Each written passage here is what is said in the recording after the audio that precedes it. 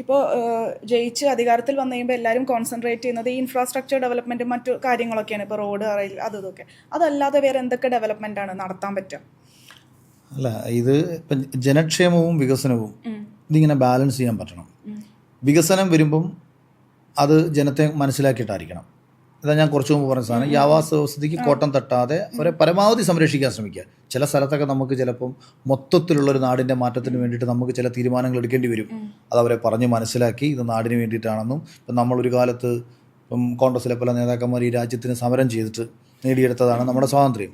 അന്ന് അവർ ജീവൻ വെടിഞ്ഞതും അന്ന് അവരുടെ ജീവിതം ഇല്ലാതാക്കിയതും ഒക്കെ എന്നൊക്കെയോ ഈ നാടിന് കിട്ടേണ്ട സൗഭാഗ്യങ്ങളെ പറ്റി ആലോചിച്ചിട്ടാണല്ലോ ഇവരൊക്കെ. അപ്പോൾ അങ്ങനെ നമ്മൾക്ക് വേണ്ടിയിട്ട് ഒരുപാട് മനുഷ്യർ ഒരുപാട് ത്യാഗങ്ങൾ ഈ നാടിന് വേണ്ടി ചെയ്തിട്ടുള്ളത് നമ്മൾ തിരിച്ചറിയണം.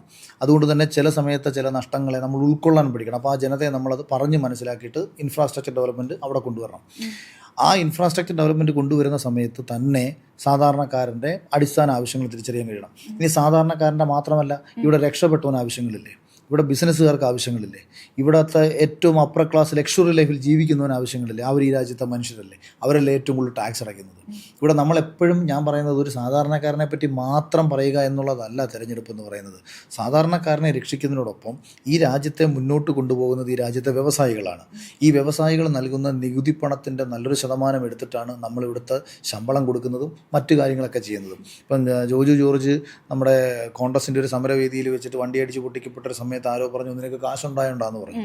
ഇതേ ജോജു എത്രയോ വർഷക്കാലം ഒന്നുമില്ലാതെ കിടന്നൊരുത്തനാണ്. അയാൾ രക്ഷപ്പെട്ട് കഷ്ടപ്പെട്ട് കഴിവുകൊണ്ട് അധ്വാനിച്ചുണ്ടാക്കിയെടുത്ത ഒരു പണം, ഒരു 1.5 കോടി രൂപയുടെ വാഹനം അവരവിടെ തല്ലി തകർക്കുമ്പോൾ ഇവരാദ്യം മനസ്സിലാക്കണം, ആ 1.5 കോടി രൂപയുടെ വാഹനത്തിന് GST ആയിട്ടും റോഡ് ടാക്സ് ആയിട്ടും TDS ആയിട്ടും എല്ലാം അയാൾ അടച്ചേക്കുന്നത് ഏറ്റവും കുറഞ്ഞത് 50 ലക്ഷം രൂപയ്ക്ക് മുകളിലാണ്. അയാളുടെ അധ്വാനത്തിൻ്റെ 50 അല്ലായിരിക്കും, അതിൽ കൂടുതലായിരിക്കും. കാര്യം 28% തന്നെ GST വരും, പിന്നെ റോഡ് ടാക്സ് 21% വരും, ബാക്കി സെസ് വരും. ഇതെല്ലാം കൂടെ ചേർത്തൊരു ഹ്യൂജ് എമൗണ്ട്, കണക്ക് തെറ്റായതുകൊണ്ട് കണക്ക് പറയുന്നില്ല, അയാൾ അടച്ചിട്ടുണ്ട്. വർഷാവർഷം ഇവരൊക്കെ ടാക്സ് അടയ്ക്കുന്നുണ്ട്. ഓരോ സിനിമയിൽ നിന്നും വരുമാനം വാങ്ങുന്ന ഓരോ സിനിമാ നടന്മാരും താരങ്ങളും GSTയും ടാക്സും അടച്ചിട്ടാണ്. അപ്പം ഇത്രയും നികുതി അടയ്ക്കുന്ന മറ്റ് നിങ്ങൾ വെളിയിൽ നിന്ന് നോക്കുമ്പോൾ ഹൈ ലെവൽ സക്സസ്ഫുള്ളായിട്ട് നിൽക്കുന്നു എന്ന് കരുതുന്ന ഇവന് നിരവധി പ്രശ്നങ്ങളുണ്ട്. ഇവൻ ചിലപ്പോൾ ഒരു നല്ല വാഹനവും എടുത്തുകൊണ്ട് ഇവൻ പുറത്തേക്ക് ഇറങ്ങുമ്പം, ഞാൻ ഈ പറയുന്നത് ഇപ്പോൾ 1.5 കോടി രൂപയുടെ ഒരു വാഹനവും എടുത്ത് 70-80 ലക്ഷം രൂപ ടാക്സും അടച്ച് ഇവൻ ഈ വണ്ടിയും കൊണ്ട് റോഡിൽ ഇറങ്ങുമ്പം ഈ റോഡിലെ മോശം പ്രശ്നങ്ങൾ കാരണം ഇവൻ അനുഭവിക്കേണ്ടി വരുന്ന ബുദ്ധിമുട്ടുകളുണ്ട്.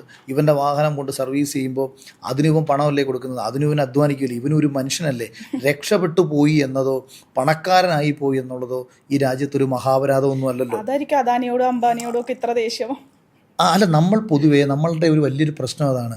ഒരുവൻ ഏതെങ്കിലും രീതിയിൽ രക്ഷപ്പെട്ട് കഴിഞ്ഞാൽ നമ്മളില്ല കാക്കക്കൂട്ടത്തിൽ നിന്ന് കൊത്തി ഓടിക്കുന്നവർക്ക് നമ്മൾ ഇവനെ കൊത്തി ഓടിക്കും. അപ്പോൾ അത് അങ്ങനൊന്നും നമ്മൾ ചെയ്യാൻ പാടില്ല. അപ്പോൾ അവൻ്റെ കഴിവ് കൊണ്ട് രക്ഷപ്പെട്ടു, ദൗർഭാഗ്യവശാൽ നമ്മൾ പരിശ്രമിച്ചില്ല. ഇപ്പം ഒരു കവിതയുണ്ട്, ശ്രേഷ്ഠത്വമാർന്നവരെല്ലാം തന്നെ പാരിൽ പെട്ടെന്ന് കിട്ടിയതല്ല താൻ, ഇഷ്ടത്വമല്ലെങ്കിൽ ഉറങ്ങിടുമ്പോൾ തിട്ടം ശ്രമപ്പെട്ടവരൊട്ടനേകം. അപ്പം നിങ്ങൾ പരിശ്രമിക്കാതിരുന്ന സമയത്ത് ഉറക്കമുളച്ച് ഒരുപാട് പരിശ്രമിച്ചതിൻ്റെയും ഒരുപാട് കഷ്ടപ്പെട്ടതിൻ്റെയും ഒരുപാട് ചിന്തിച്ചതിൻ്റെയും ഒക്കെ ഫലമായിട്ടാണ് ഒരാൾ രക്ഷപ്പെട്ടതെന്ന് നമ്മൾ തിരിച്ചറിയുക. അപ്പം നമുക്ക് ഇവനോട് അസൂയയോ മറ്റു കാര്യങ്ങളോ തോന്നത്തില്ല. നമ്മളിൽ നിന്ന് വ്യത്യസ്തമായി സഞ്ചരിച്ചതുകൊണ്ടാണ് ഇവർ മുന്നോട്ട് പോയതെന്ന് നമ്മൾ മനസ്സിലാക്കുക. അപ്പം നമുക്ക് ഈ അസൂയയും ഈഗോയും ഒക്കെ നമുക്കൊന്ന് കുറയും. ഞാൻ പറഞ്ഞത് ഇതെല്ലാം ഒരു മണ്ഡലത്തിൽ ഉള്ള ജനങ്ങളാണ്. ജനങ്ങളെന്ന് പറഞ്ഞാൽ സാധാരണക്കാർ ഏറ്റവും താഴെത്തട്ടിൽ കിടക്കുന്നവർ മാത്രമല്ല, താഴെത്തട്ടിൽ കിടക്കുന്നവരെ ഉയർത്തിക്കൊണ്ടുവരുന്നതിനോടൊപ്പം ഈ രാജ്യത്തിൻ്റെ സാമ്പത്തിക സ്ഥിതിയെ നിലനിർത്തുന്ന വലിയൊരു വിഭാഗം വ്യവസായികളുണ്ട്, മറ്റുള്ള ആൾക്കാരുണ്ട്. അവൻ്റെ പ്രശ്നങ്ങളും ആവശ്യങ്ങളും തിരിച്ചറിഞ്ഞും കൂടി നമ്മൾ മുന്നോട്ട് കൊണ്ടുപോകുന്നതാകണം ഈ ഡെവലപ്മെൻറ്റ്സ് എന്ന് പറയുന്നത്. അത് എല്ലാവർക്കും ഗുണപ്രദമായി മാറും. ഇപ്പം കൊച്ചിയിൽ മെട്രോ കൊണ്ടുവന്നു എന്ന് പറഞ്ഞ സമയത്ത് എൻ്റെ നാട്ടിലൊരു കോൺഗ്രസ്സുകാരൻ പറഞ്ഞു, കൊച്ചിയിൽ ഉമ്മൻചാണ്ടി മെട്രോ കൊണ്ടുവന്നിട്ട് എന്തോ കാര്യം, ഞങ്ങളുടെ അവിടെ പാറമട പണി പൂട്ടിയില്ലേ, ബാറുകൾ പൂട്ടിയില്ലേ. ബാറ് ജോലി ചെയ്യുന്നൊരു കോൺഗ്രസ്സുകാരനെ സംബന്ധിച്ച് അവൻ്റെ അടുത്ത് പോയിട്ടാണ് പറയുന്നത്, വിഴിഞ്ഞത്ത് ഇത് കൊണ്ടുവന്നു, കൊച്ചിയിൽ മെട്രോ കൊണ്ടുവന്നു. അപ്പം ഇത് രണ്ടും നമ്മൾ ഉൾക്കൊള്ളുവാൻ കഴിയണം.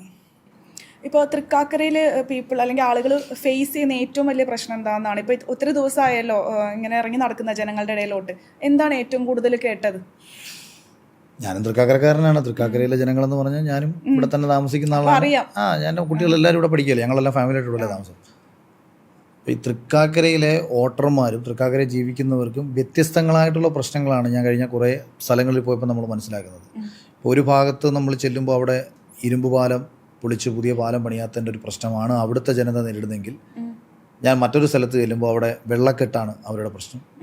വേറൊരു സ്ഥലത്ത് ചെല്ലുമ്പോൾ നല്ല വെള്ളം കിട്ടാനില്ല, പ്രോപ്പറായിട്ടുള്ളൊരു കുടിവെള്ളം അവിടെ കിട്ടുന്നില്ല, ശുദ്ധമായ കുടിവെള്ളം കിട്ടുന്നില്ല എന്നുള്ള പ്രശ്നമാണ്. ആരും അങ്ങനെ ഇപ്പം പ്രത്യക്ഷത്തിൽ നമുക്ക് ഒരു ഹൈ ഡെവലപ്മെൻറ്റ്സ് എന്ന് പറഞ്ഞാൽ അതായത് ഒരു ഹൈഫൈ സാധനം കൊച്ചിയുടെ നഗരമധ്യത്തിൽ ഇപ്പോൾ അത്യാവശ്യം ഇവിടെ പല പദ്ധതികളൊക്കെ വന്ന് കിടപ്പുണ്ട്. ഇപ്പം പിന്നെ അതിപ്പോൾ കലൂർ നമ്മുടെ ഈ സ്റ്റേഡിയമുണ്ട്. അപ്പോൾ ഇവിടെയൊക്കെ ഇപ്പോൾ ഇവരുമായിട്ടൊക്കെ ചേർന്നുകൊണ്ട് അല്ലെങ്കിൽ പുതിയ തലമുറയിൽപ്പെടുന്ന കുട്ടികൾക്കായിട്ട് ഇപ്പോൾ യഥാർത്ഥത്തിൽ നമുക്കിവിടെ ഒരു ക്രിക്കറ്റ് സ്റ്റേഡിയമൊന്നും ഇല്ല. പക്ഷേ അങ്ങനൊരു സ്ഥലം നമുക്ക് ലഭ്യമായി കഴിഞ്ഞാൽ എൻ്റെ ഒരു വലിയ ആഗ്രഹമാണ്. ഇപ്പോൾ ഒരു സഞ്ജു സാംസൺ അല്ല, കേരളത്തിൽ നിന്ന് ഒരുപാട് സഞ്ജു സാംസന്മാരുണ്ടാവണം. അത്രയേറെ പൊട്ടൻഷ്യലുള്ള കുട്ടികൾ നമുക്കിടയിലുണ്ട്. അപ്പം ഈ സ്വകാര്യ മേഖലയിലൊക്കെയുള്ള ആൾക്കാർ, ഇപ്പോൾ ഞാൻ കൊച്ചി ബ്ലൂ ടൈഗേഴ്സ് എന്ന് പറയുന്ന സഞ്ജു തന്നെ കളിക്കുന്ന ക്രിക്കറ്റ് ടീമിൻ്റെ ഒരു ബ്രാൻഡ് അംബാസഡറായിട്ട് ആദ്യത്തെ 2 വർഷം ഇരുന്ന ആളാണ്. അതിൻ്റെ ഓണർ എൻ്റെ അടുത്ത സുഹൃത്താണ്. അപ്പോൾ അങ്ങനെ നിരവധി മേഖലയിലുള്ള വ്യത്യസ്ത മുഖങ്ങൾ, വ്യത്യസ്ത ആൾക്കാരുമായി ചേർന്ന് നമ്മളുടെ പുതിയ തലമുറയ്ക്ക് വേണ്ടിയിട്ട് എന്തെല്ലാം കാര്യങ്ങൾ, പ്രത്യേകിച്ച് ആർട്ടിഫിഷ്യൽ ഇൻ്റലിജൻസിലും ഇപ്പോൾ ഈ നടന്നുകൊണ്ടിരിക്കുന്ന പുതിയ അപ്ഡേറ്റഡ് ടെക്നോളജികളിലും വരുന്നൊരു മാറ്റങ്ങളുണ്ട്. അപ്പം അതിൻ്റെ ഒരു ഹബ്ബ് കൊച്ചിയിൽ നമുക്ക് സൃഷ്ടിക്കാൻ കഴിഞ്ഞാൽ പുതിയൊരു തലമുറയിൽ നിന്ന് ഇവിടെ നിന്ന് ഈ കൊച്ചിയിലൂടെ കേരളത്തിൻ്റെ എല്ലാ മേഖലയിലേക്കും നമുക്കിപ്പോൾ, അതായത് ഇപ്പോൾ ഈ IT ഇൻഫോ പാർക്ക് അവിടെയൊക്കെ ഒരു ഭാഗത്ത് പരിപാടിയൊക്കെ നടക്കുന്നുണ്ട്. പക്ഷേ അതിനേക്കാൾ ഉപരി ഈ പുതിയ തലമുറയിലെ കുട്ടികൾക്ക് വേണ്ടിയിട്ട് കൃത്യമായി കാര്യങ്ങൾ ഓപ്പറേറ്റ് ചെയ്യുന്ന ഒരു ഇൻസ്റ്റിറ്റ്യൂട്ടോ അല്ലെങ്കിൽ അത്തരത്തിലുള്ളൊരു പദ്ധതികളോ ഒക്കെ കൊണ്ടുവരാൻ കഴിഞ്ഞാൽ കുറച്ചുകൂടെ ഒക്കെ നല്ലതായിരിക്കും. പക്ഷേ അതൊക്കെ എല്ലാം സർക്കാർ തലത്തിൽ തന്നെ കൊണ്ടുവരാനൊന്നും പറ്റണമെന്നൊന്നുമില്ല. നമ്മൾക്ക് സ്വകാര്യ അടിസ്ഥാനത്തിലും നാടിന് പ്രയോജനപ്പെട്ട പോലെ സർക്കാർ തന്നെ എല്ലാം ചെയ്യണമെന്നൊന്നുമില്ലല്ലോ. പിന്നെ ഇതിവിടുത്തെ ഇപ്പം ബ്ലോക്കുകൾ പരിഹരിക്കും. ബ്ലോക്ക് ഇവിടുത്തെ ഒരു വലിയ പ്രശ്നമാണ്. പക്ഷേ ഇതൊന്നും പരിഹരിക്കുക എന്ന് പറഞ്ഞാൽ ഞാൻ വെറുതെ കള്ളം പറയുന്ന കണക്കായി പരിഹരിക്കണം. അത് പ്രാക്ടിക്കലി ഇപ്പം നമ്മുടെ മെട്രോ, ഇപ്പോൾ വാഴക്കാലയിലെ മെട്രോയുടെ പണി നടക്കുന്നുണ്ട്, ആ ഏരിയയിൽ ഫുള്ള് ബ്ലോക്കാണ്. ഇൻഫോ പാർക്ക് വിട്ട് ഒരുപാട് ആൾക്കാർ ഒരേ സമയം വാഹനവുമായി വരുന്നൊരു സമയമായതുകൊണ്ട് ആ സമയങ്ങളിൽ വലിയ ബ്ലോക്കാണ്. വൈകുന്നേരം 4 മണി മുതൽ 6-7 മണി വരെയുള്ള ബ്ലോക്ക് ചിലപ്പം 10 മണി മുതൽ വൈകുന്നേരം നടക്കത്തില്ല. ഇപ്പം നമ്മൾ ദുബായ് ഷാർജയിലേക്ക് പോകുമ്പോൾ ഷാർജ റൂട്ടിലോട്ട് മണിക്കൂറുകളെടുക്കും ട്രാവൽ ചെയ്യാൻ, അല്ലാത്ത സമയത്തില്ല. അത് ആ സമയത്ത് ഒരു വലിയൊരു ജനത ഇറങ്ങുമ്പോൾ ഉണ്ടാകുന്നതാണ്. അപ്പം നമുക്ക് പെട്ടെന്ന് അത് പരിഹരിക്കാൻ വേണ്ടിയിട്ട് ഇൻഫ്രാസ്ട്രക്ചർ ഡെവലപ്പ് ചെയ്യുക എന്ന് പറയുന്നതൊക്കെ പ്രാക്ടിക്കലി ചിലപ്പോൾ അത്ര ആയിരിക്കത്തില്ല. പക്ഷേ എന്നിരുന്നാലും ഓരോ പ്രദേശത്തും സാധ്യമായ കാര്യങ്ങളെല്ലാം ചെയ്യാൻ വേണ്ടിയിട്ടും പരിശ്രമിക്കാം എന്നാണ് ഞാൻ എല്ലായിടത്തും പറയുന്നത്. എല്ലാത്തിനും ആത്മാർത്ഥമായി നമ്മൾ യഥാർത്ഥത്തിൽ പലതും ചെയ്യാൻ പറ്റാഞ്ഞിട്ടല്ല, ഇതാരും ഇറങ്ങിത്തിരിക്കാത്തതുകൊണ്ടാണ്. ഒരുവൻ ഇറങ്ങിത്തിരിക്കാൻ അങ്ങോട്ടും മനക്കെട്ട് അങ്ങോട്ട് ഇറങ്ങിക്കഴിഞ്ഞാൽ ഇത് പലതും നടക്കും. ഇനി അങ്ങോട്ട് ഇപ്പോൾ വർഷങ്ങളോളം തൃക്കാക്കരെ തന്നെ മെനക്കെട്ട് നിൽക്കുന്നുണ്ടാവോ? എന്തായാലും ഞാനിപ്പം ജീവിതത്തിൽ ആദ്യമായി സ്വന്തമായി ഒരു വീടും ഫ്ലാറ്റും ഒക്കെ വാങ്ങിയത് നമ്മൾ തൃക്കാക്കരയിലാണ്. പിന്നെ കുട്ടികളൊക്കെ നിലവിൽ ഇവിടെ തന്നെയാണ് പഠിക്കുന്നത്. ഞാൻ രക്ഷപ്പെട്ടതും സത്യത്തിൽ ഇവിടേക്ക് വന്നതിന് ശേഷമാണ്. കാര്യം കൊട്ടാരക്കരയിൽ ഉള്ള എൻ്റെ ജീവിതത്തിൽ ഒരിക്കലും ഉയർച്ച കൊണ്ടായിട്ടുള്ളൊരു അകലല്ല, പല കാരണങ്ങൾ കൊണ്ട് ജീവിതം. പക്ഷേ അതിൻ്റെ അനുഭവങ്ങളുടെ ഒരു കോട്ടയായിരുന്നു. ആ അനുഭവങ്ങൾ സൃഷ്ടിച്ച അഖിലാണ് തൃക്കാക്കരയിൽ വന്ന് രക്ഷപ്പെട്ടത്. അപ്പം തൃക്കാക്കര മണ്ണിലേക്ക് വന്നപ്പോൾ രക്ഷപ്പെട്ടതിൻ്റെ കാരണം കൊട്ടാരക്കര നാട് സമ്മാനിച്ച അറിവുകളായിരുന്നു. ഇവിടെ വന്നതിന് ശേഷമാണ് ഞാൻ കുറച്ചുകൂടെ സമാധാനവും സന്തോഷമൊക്കെ അറിഞ്ഞു തുടങ്ങിയത്. ഇനി അത് ഈ നാട്ടിലെ ജനങ്ങൾക്ക് വേണ്ടിയിട്ട് നമ്മളാൽ കഴിയാവുന്ന കാര്യങ്ങൾ ചെയ്യുക. അത് കേവലം ഇവിടുത്തെ വോട്ടർമാർ മാത്രമല്ല കേട്ടോ, ഇവിടുത്തെ വോട്ടർമാരുടെ എണ്ണം അല്ലാതെ അതിൻ്റെ 10 ഇരട്ടി ആൾക്കാർ കേരളത്തിൻ്റെ വിവിധ ഭാഗത്തു നിന്ന് താമസിക്കുന്നുണ്ട്. കേരളത്തിൻ്റെ പുറത്തുനിന്ന് ഇന്ത്യയുടെ വിവിധ ഭാഗങ്ങളിൽ നിന്ന് താമസിക്കുന്നുണ്ട്. അപ്പോൾ എല്ലാവരുടെയും ആവശ്യങ്ങളൊക്കെ അറിഞ്ഞ് മുന്നോട്ട് പോകുന്ന ഒരു ജനപ്രതിനിധിയായി മാറാൻ കഴിയണം. ലക്ഷ്മിക്ക് ഇഷ്ടമാണോ അവിടെ?